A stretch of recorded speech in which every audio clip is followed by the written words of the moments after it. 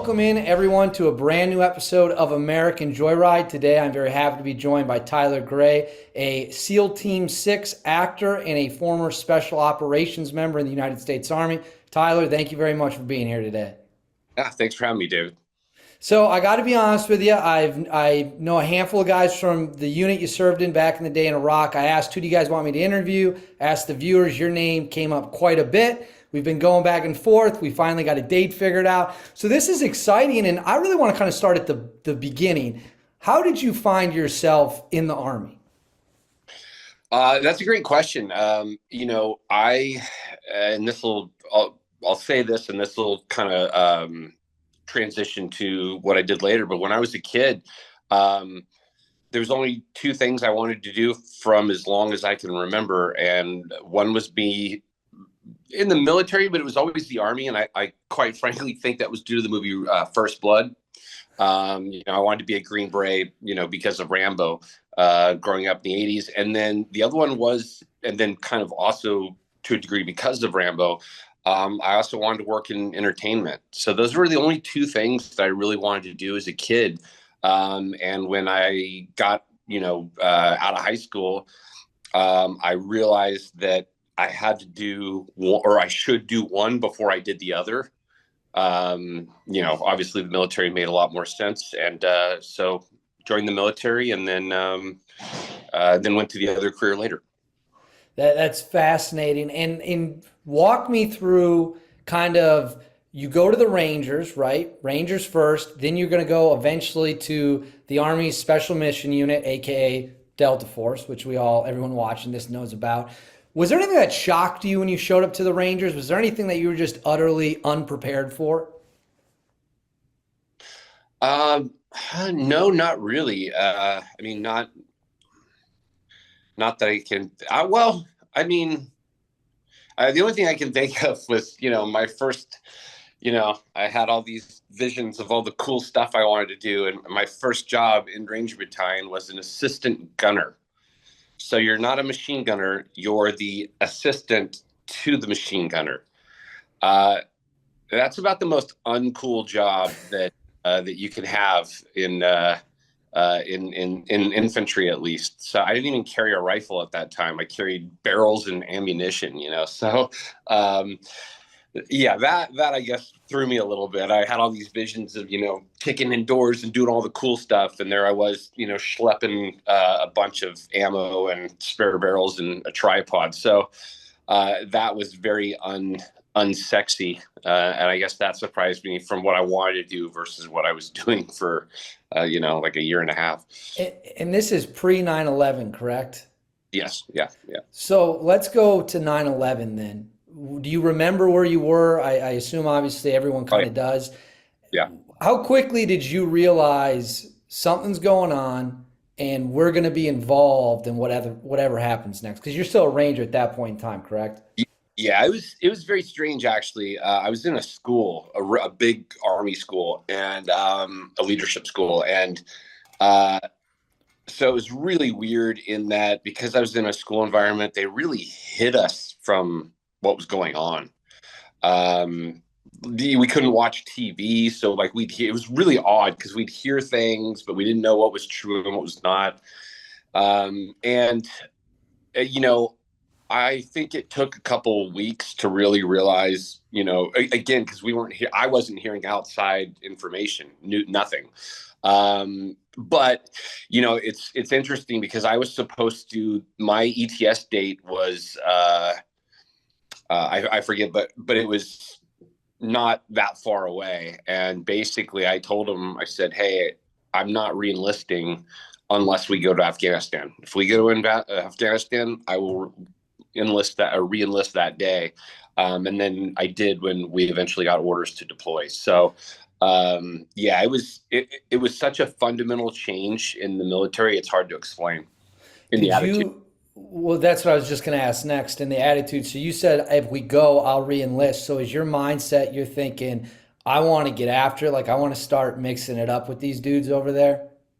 I mean, for me, I joined in during peacetime, and again, I mean, you don't pick what happens when you're in, So if it continued to be peacetime, I kind of was going to move on. But then when, ultimately, I think if you join, I joined to go to work. Quite frankly, I watched Rambo and I'm like, Rambo had PTSD, and I'm like, oh, that's sweet. I want that. Like, I was a weird kid. I wanted to be the guy fighting it with the sheriff at the end. I was wacky that way. And so when actual combat came up, when a war started, there was no way no way I was missing that. That's what I joined for, even though it didn't exist at the time and I had no idea it was going to. But I wasn't going to miss it. Do you remember the first time you ever found yourself in contact with the enemy and what your feelings were? Now it's a real thing. This isn't training. This isn't a simulation. These bullets that are coming our way, they're planning to kill us. Do you remember what that was like? Yeah, and the easiest way I can, or at least again, I'm going to describe it for myself. It's not as shocking as you'd think it would be. Okay. It's just not.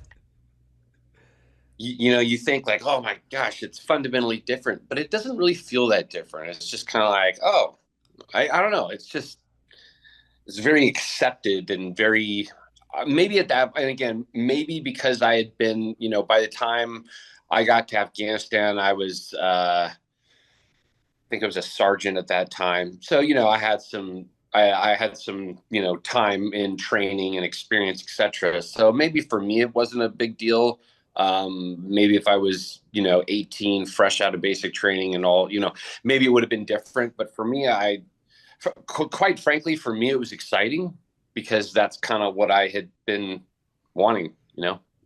Right. I hear that a lot from veterans, former Rangers, former SEALs, former unit members. They talk a lot about how a lot of them enjoyed it, or at least that's what they say, that they really enjoyed being in contact with the enemy, and it gave them a rush that they've never found doing anything else. So your answer doesn't surprise me, actually. That's kind of what I was expecting. And then how long are you in Afghanistan before you make the choice to try to attempt selection? Well, so that's actually so very quickly. I got lucky so I was there after Anaconda. So after Anaconda happened, which basically moved all the Taliban to essentially Pakistan.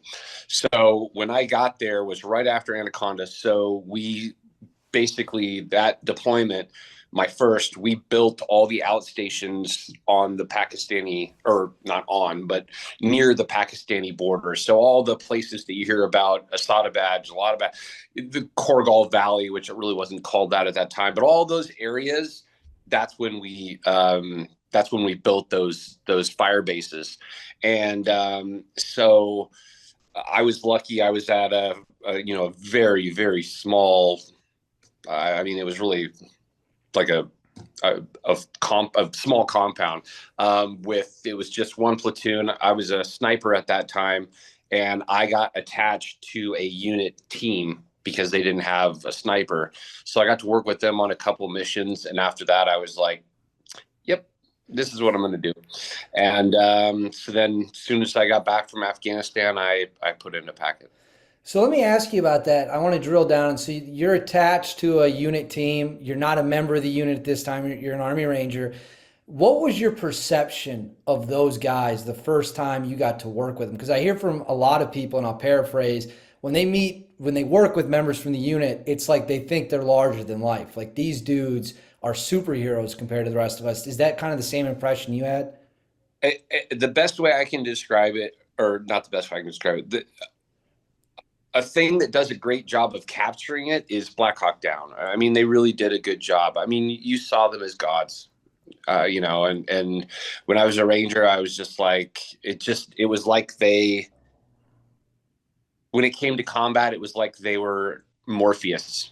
It's like they knew what was going to happen before, it was very strange. And also actually the guy that led the team that I was attached to, and I'll just say this now because it's what are the odds? 4 year, whatever, I forget the exact time, but 4 years later, that guy that ran that team, 4 years later, he is the exact same person that put the tourniquet on my arm. Yes, and okay, since we're there, let's dive into that. Let's dive into so you joined Delta Force, you deploy to Iraq. Is this your first deployment when you get injured with Delta? No, no, no, no. So I had been there, did a deployment to where we spent, well, bounced around, but I spent a lot of time in '04 in Fallujah, and then went back, and then the deployment I got injured on was pretty much, yeah, all in Baghdad. Yeah, And what year is that? Is that 05, 06?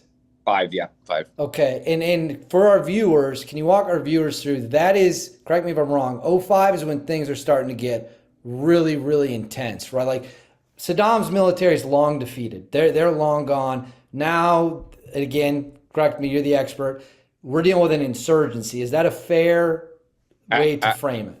Absolutely. So, 2003, the push in, you have the Iraqi military, which was nice. I wasn't there then, but it must have been nice having, bad guys in uniforms. It must have been awesome.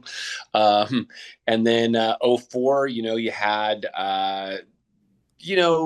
certain area, you had like Ramadi and obviously Fallujah that were just the bad areas, for lack of a better term. You had stuff sprinkled all over. I mean, I remember going to Mosul and, bouncing around, but '05 is when it really started heating up.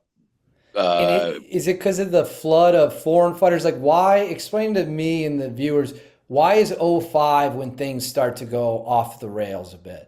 I think that's just how long it took for the people that the countries that support the foreign fighters. That's just how long it took them to get the logistics to start sending foreign fighters there. I mean, by and large, the Iraqi insurgency wasn't Iraqis. Right. There was Iraqi facilitators, absolutely, but I am making up a number, but like 8 out of 10 of the actual fighters were generally from everywhere but Iraq. Right. Yeah. And I, for viewers of the show, who are listening to this, you've heard other guys from Tyler's old unit make the exact same comment. That's fascinating to me that you're now fighting in Iraq, but you're fighting mostly, by your own estimation, non-Iraqis, even though that's where they've decided to make the battlefield. Let's go to your injury, which you've been open about in previous interviews. You can see it on SEAL Team. There are times where it's visible. It's not a secret. Walk me through how this happens, because it's an explosive device. What do you remember from how it went down? So there's a lot to give the full explanation of why. I can't give the full explanation of why what happened. Got it. Talk about a thing that I can't talk about. Got it. No, I understand. Yeah, but it's unfortunate because if I could talk about that part, it would make so much sense. But the very short version is we were in Solder City that night, and we did an offset, so we were walking through Solder City at night, and we hit a house.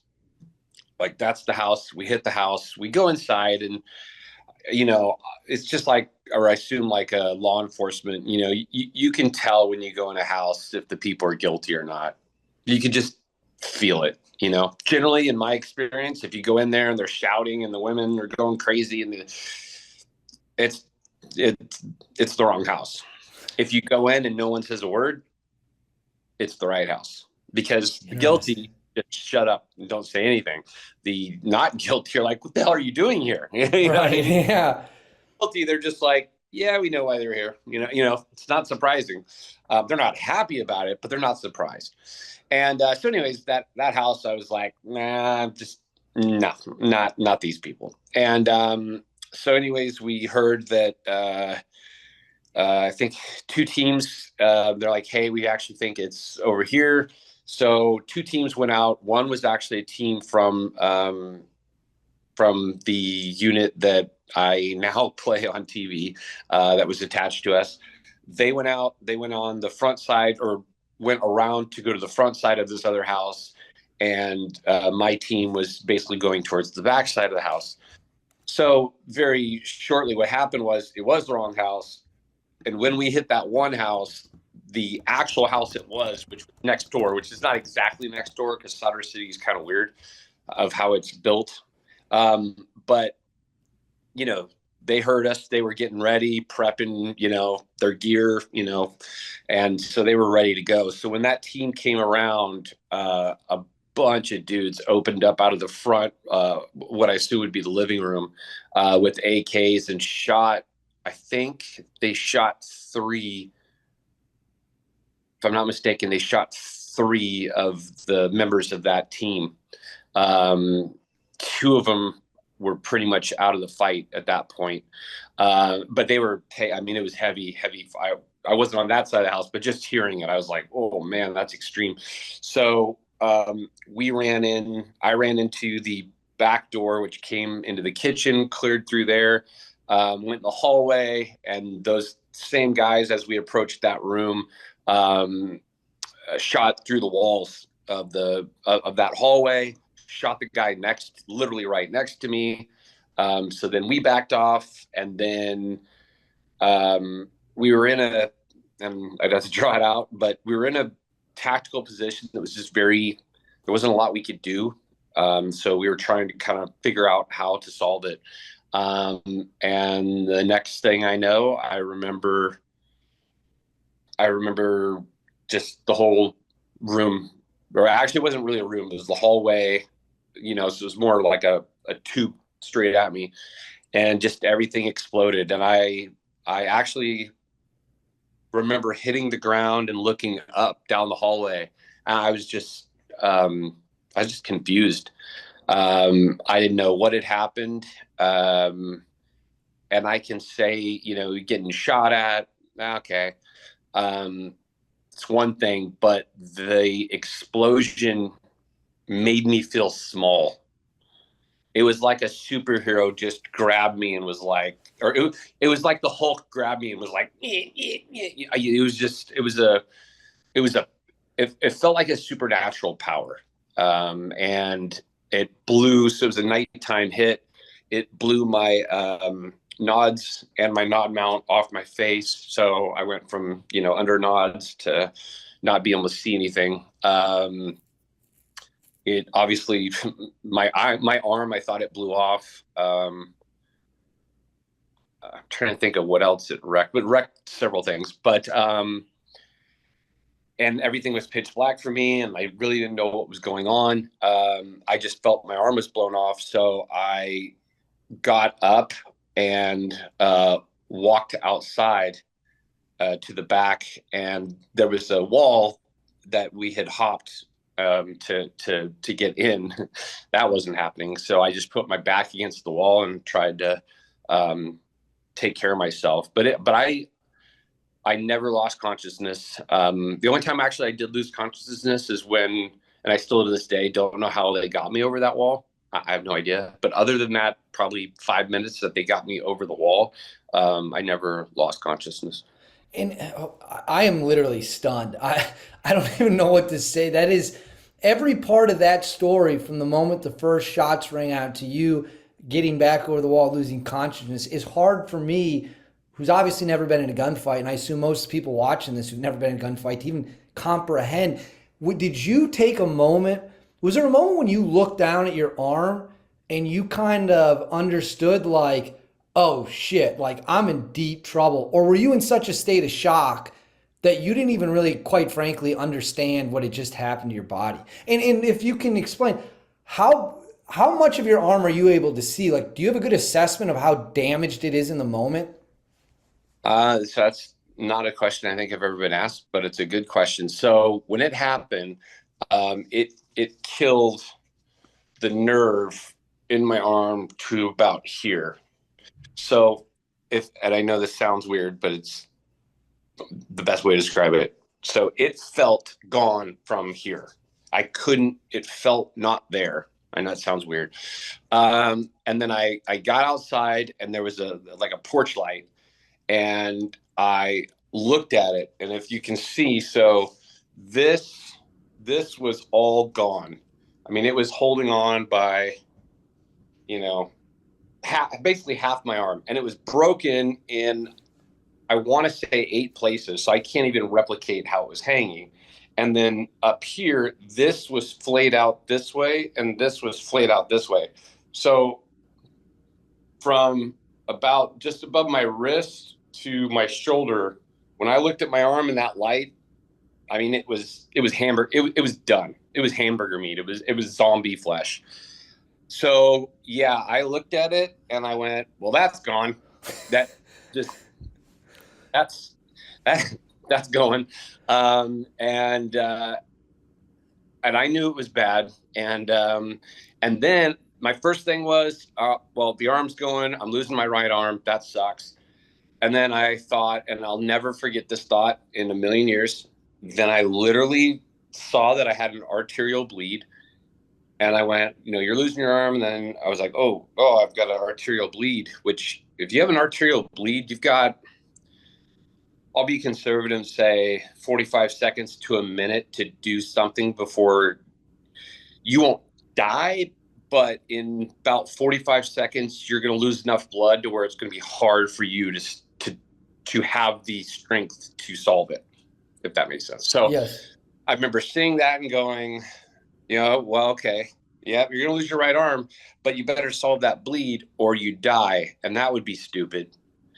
Don't know why I use that word, but in my head, I remember saying, and then you die, and that would be stupid. So, yeah, I knew how bad it was. And I'll tell you this, after I looked at it under that light, I did not, and I'm not exaggerating. Well, I did actually look at it one more time, but I didn't look at my arm uncovered for probably a year. I mean, I literally ignored it. In fact, in hindsight, I should have wore a freaking eye patch on my right eye. I just didn't look. I didn't want to be reminded of it. The next time I looked at it was actually when they saved it, because they told me they were going to cut it off when I went into surgery. But I woke up the next morning, looked over, it was there, and they saved it. And actually, by the way, they told me. Now again, I was on a lot when they told me that they were going to cut it off. I was on quite a lot of drugs. I was like, do whatever you want, cut off the legs. I don't care. I was like crazy. But they told me when they saved it, the only reason that they even attempted to save it was because how many extremity surgeries they had done during that time frame because of V-beds. So they just were now so advanced on, and again, I don't know the details, but they just had new techniques. He said a year ago, we would have cut it off without even attempting to, again, do something different. Did you ever find out what had happened to all the bad guys that were in the house? Did anyone ever kind of debrief you and say, hey, after the explosion went off, here's kind of how everything shook out afterwards? Yes, that was years later, but yes. Yeah. I've never told anyone this, but I'll tell you, or everyone watching this. Only one person lived on that whole thing. And only one person lived. And the reason that person lived is because I didn't shoot him. And I could have. He actually had an AK. When I came into the room, his gun hit me in the chest. And so was it? Oh, sorry. Go ahead. Sorry. No, his gun hit, like, it was so close. I turned and his gun hit me. And the only reason I didn't shoot him is I could see behind him. I can't remember if it was pink or purple, but it was a color that stood out. I want to say pink, but again, I don't remember. But I could see like a pink or purple outline behind him. His wife was behind, or one of his, I don't know, was behind him. And that in that, millisecond, So I ended up taking the gun from him. I threw him outside the room. They took him, but he's the only one that lived. And ironically, it's one of my few regrets of my time, because that guy ended up being the main facilitator of the whole thing. Oh, no kidding. Yeah. Wow. So all the other guys, they weren't around to do anything anymore. But for many years, I wondered if he went through the system and then got out and went and hurt other people. So one of my biggest regrets is that. That, man, did you not pull the trigger because you were concerned about the woman's safety? That's what it sounds like, which is a noble thing to do, right? I look, to be perfectly honest with you, it's not noble. It's the level of hostage rescue training that we had and did on a continuous basis. Our primary mission, especially at that time, was hostage rescue. It was not taking out an insurgency. It was Right. hostage rescue. So I was doing hostage rescue tactics, essentially. And, that was a non-combatant, and just in my brain was wired, no shoot. In hindsight, I mean, I could have offset and shot him diagonal, but the decision I made in a millisecond was, the gun hit me and I just ended up grabbing it, and hitting him with, I think, mine, I forget, and then threw him outside the room. But yeah, I mean, again, it wasn't a noble, but we are absolutely trained in that HR, that if there is a non-combatant and you're shooting, like green tip, and 5.56 from literally, that would have been probably 6 inches away. I mean, it absolutely has a high likelihood of going through him and hitting Right. her. Right. And that was a non-combatant, a non-combatant. Also, with our training at that time, would be the same as like hostage. I mean, Yeah. So I want to get into the transition stuff, which I know is a big passion of yours. yeah, How long after the injury do you transition out of the military? took about 2 years, I'd say. And is it, and excuse my ignorance on this, but I truly don't know. When you're injured in the fashion you're injured, is it one of those things where they kind of tell you, hey, once you're healed up and we've done what we've done, you got to go? Or could you have stayed if you had wanted to and stayed in the unit in some capacity for I several more years? I absolutely could have stayed.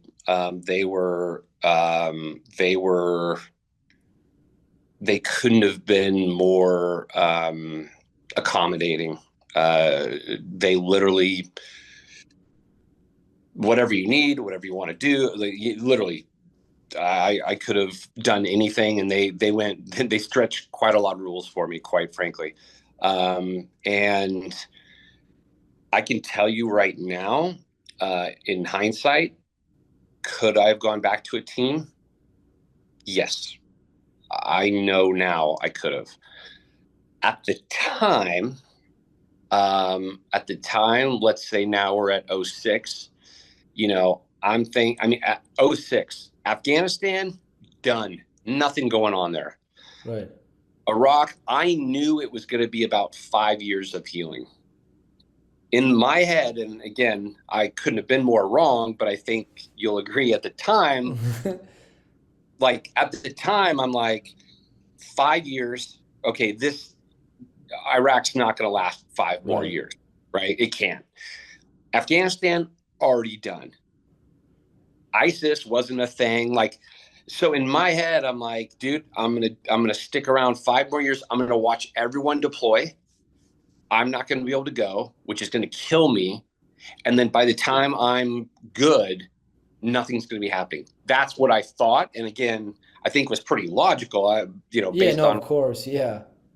now, obviously, in hindsight, stuff hadn't even gotten crazy yet, but who would have been able to predict that? So, there was years I beat myself up for making. It was my decision to medically retire. I wasn't forced. It was my decision, and I chose that because of basically what I just said. I can tell you right now, I was not strong enough to watch everyone deploy and not be able to go. Couldn't have done it. And so was that the biggest struggle for you when you got out? The fact that you kind of had to live with the fact that you knew, okay, I could have stayed in and I could be going with my friends and I could be back in Iraq in 08, 09, 2010, whatever time might be, but I'm here and that was my choice. Was that the biggest thing the biggest hurdle you had to clear? That wasn't really a hurdle until about 5 years later when I figured out that around we'll say 2012 really is when I kind of figured out, oh shit, like, but up until 2012, what my real struggle was a identity crisis. I went from being, in one of the top units and the pinnacle of where I wanted to go in the military. And that's what I saw myself was. My job was my life. My job was my identity. That's who I wanted to be as a kid. And that's who I was. And now I wasn't that. So I struggled with a massive identity crisis of I'm no longer that. And I was never prepared to be anything else. So I had to figure out, well, who am I now? And quite frankly, that job was never who I was. That was my job. Right. So I didn't have a healthy identity. I'm not saying I had a healthy identity when I was doing the job. I'm saying when I lost the job, I lost my identity. And then I realized that I never had an identity outside of my job.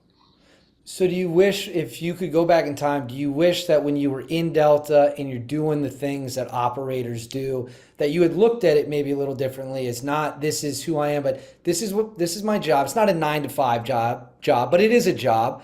And that you had focused on private, personal things maybe more than you did at the time. No, I don't think you can. Okay. It is your life and you have to treat it as such, or you won't be able to keep up with there you're struggling to keep up with the people around you, like when you're in another unit, you can kind of like, I don't have to, I'm not stressed that, people are nipping my heels to because they're so much better than me. But when you're there, every day is a fight to keep up. Um, and so you have to commit your life to it and all your time. Um, Honestly, I wouldn't change anything. And the reason I say that, even the explosion, I mean, I wouldn't change anything because it's made me who I am today. Do I wish my right arm worked 100%? Absolutely. But it's taught me so many things about myself that I would have never learned another way. Did you struggle with PTSD or substances like drinking or anything like that when you got out, when you're going through this identity crisis? So the short answer is yes. The longer answer is I definitely was an alcoholic, and I was also abusing opiates that I was given for for my arm. But I was taking them. Again, I had never taken a drug in my life. I didn't really know. I didn't understand how addictive they were. No one ever said, "Hey, by the way, this is basically heroin." Like no one told me that. But I was definitely drinking too much. And as far as PTSD, I mean, I have a very complicated view on PTSD, and um, I don't like PTSD as a term, and I don't like PTS. I'm not singling out the D. The reason is PTSD as a diagnosis of mental health has nothing to do with the military. It has nothing to do with veterans, and it has nothing to do with combat. It is a catch-all phrase. You can have legitimate PTSD from a car accident. You can have PTSD from a million things. So when an umbrella term is used to kind of mean everything, to me, it means nothing. Right. Yep. No, that's very fair. Yeah. So it's like if it has nothing to do with specifically with combat or veterans, then everyone kept telling me you have PTSD, you have PTSD, you have PTSD, and I just kept hearing it going. You're telling me what I should feel. You're telling me what it should be, and I'm telling you what it is. Right. Like that's not the issues I'm having. And now, having done a ton of research and really went down the rabbit hole, um, I am working on my own concept of what I think is specific to combat veterans. And I have one thing I made up called LTSD, although I don't think this is everyone, but um, it a lot of people identify with this, especially from the special operations community. And I made it up. LTSD. I don't have PTSD. I have LTSD, which stands for I have lack of traumatic stress disorder. When you are good in traumatic stress, when you are good in chaos, you are fundamentally rewired to where now when chaos is not in the environment, the chaos is in your mind. You need a chaotic environment in order, because that's your jam. You've been reverse wired to be calm in chaos. Therefore, when things are calm, your mind is chaos. Right. Wow, that's fascinating. Wow. And again, it's resonated with people that I explain it to. And so on that note though, if you have LTSD, if you are calm in chaos and the environment, which all of war is chaos, so that's not a big deal. But back home, it's calm. So if your home life is calm, the chaos is in your mind. How do you need that chaos in the environment to calm yourself? So what do? Simple. And subconsciously, by the way, you're not conscious of this, but you subconsciously create chaos. Drinking, getting in fights with your significant other, buying a motorcycle and, riding freaking 120 miles an hour, which a lot of guys do, buying all these dangerous base jumping, which was a whole different thing that guys got into. You have to create that chaos in the environment, and then you're calm again. And guys don't even realize that why they're creating the chaos. But that's why. It's because it calms them. And so with this LTSD that you've coined, how did you, like you said, opioids, alcohol, so you're creating chaos in your private life, but now how do you battle that? Like, what are you doing? What's Tyler Gray doing when he is drinking too much, or when the opioids start coming? How are you offsetting that LTSD? Well, so what I learned now is, once you've been what I call reverse wired to be calm in chaos,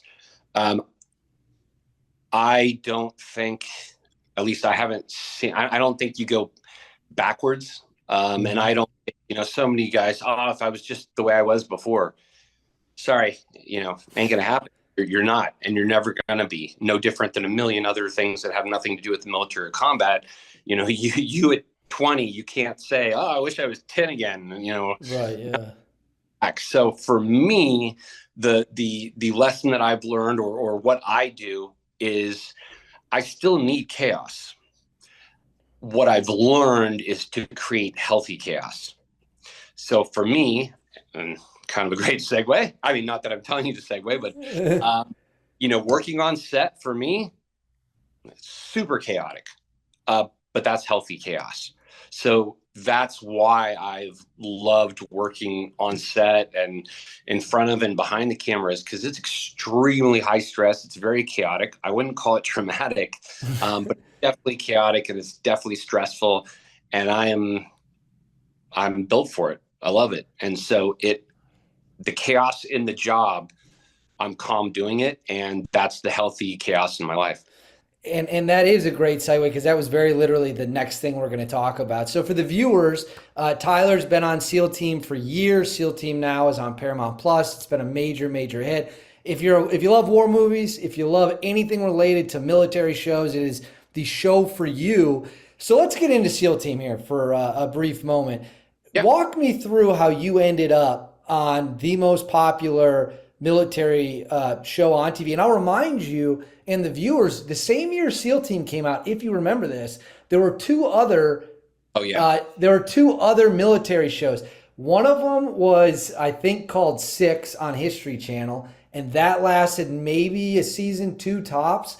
The other one I think was called Valor, and that might have been on the CW, and that was atrociously bad. But SEAL Team has not only survived, it has a huge following. So how did you get roped into the SEAL Team CBS world? So I knew, so Mark Owen was who wrote the book No Easy Day, Right. was a kind of the, or not kind of, was the one with Chris Chulak that, they shopped the idea of the show for years, I think 4 years or something like that. So, and I knew him, and he knew I'd worked in the industry, advisor and everything. So once the show got greenlit, they needed an experience, and he was also doing something. I can't remember what he was doing, but they needed a person who had a special operations background but had also worked in film as an advisor. So they called me, and it was literally a last minute thing. And it was like, I think they called me on a Wednesday and were like, can you fly to New Orleans tomorrow for 6 weeks? And again, it's one of those things, I had to quit a job to do it pretty much. And I did on a very big risk. And then I went, and how I got on camera is funny, because I went there as the advisor. And I read, the script, and I looked at everything, and I was like, you don't have enough people. And they're like, what do you mean? I'm like, well, you got 4 actors for the combat part, and I'm like, but that's not enough. That's not enough. Like, as soon as you start doing CQB, you're going to break off, and you're not going to have enough people. And I really had to convince him of it, because I was like, example, I'm like, you go into a room, there was a scene where, like, we went into a room, and there was like kids or women, I forget, and like all 4 characters had dialogue with each other, and I'm like, no one's going to the women or kids. I'm like, Right. yeah, which you wouldn't do, and I get, for dramatic reasons, oh my gosh, what are we gonna do? I don't know. I get it, but in the background, you need something happening. You need action being done to kind of justify the conversation. And so they were like, oh, all right, cool. And then I was also like, and I'll do, there were some pretty complex, like, breaching stunt type things, or not even stunt, very military specific things that we were doing. So I was like, I'll do it. And it was much easier for me to do a door breach with a shotgun than to teach an actor how to do it. I've been doing it for years. So that's how I got on camera. And, that was the pilot. And then when it got picked up, I stayed on the team. And now, after season 6, I've now filmed as the character for over 100 episodes, which is crazy to me. Well, it's wildly impressive. I got to know though, how accurate was it? Would you say when it was initially written before you came in and read the script? Like, because like you said, Mark Owens, which the guy who wrote the book No Easy Day, he's famous for being a member of the Bin Laden raid. I think he wrote another book as well. Yeah. He obviously was involved. He knows CQB. He was a tier 1 operator. But did they get it pretty accurate before you were able to give your input, or were there things where you kind of like, that's not really what we would be doing in a gunfight? I mean, that's hard to say. So the best way to say it would be, it was as, he had a lot of influence on the script. So it was as good and authentic and, real as it could be in script form. What then happens though is, and this is just how it is, you're never going to change this. Then it's written away, and then you go to the location, and the location is never going to fit exactly what's written. So it's not about that it was wrong. It's just, you then have to rewrite the action to the location, because it's so specific with the way, with CQB and everything. So no, it was good as it could be. And really the changes I made were just on the day, making the location meet the intent of the action that was written. So I ask a question to all of the tier 1 guys I interview, and you are by far, I would say, the one in a unique position to answer it. So I interviewed a guy by the name of Chris Van Zant almost a year ago at this point, from the same unit you served in.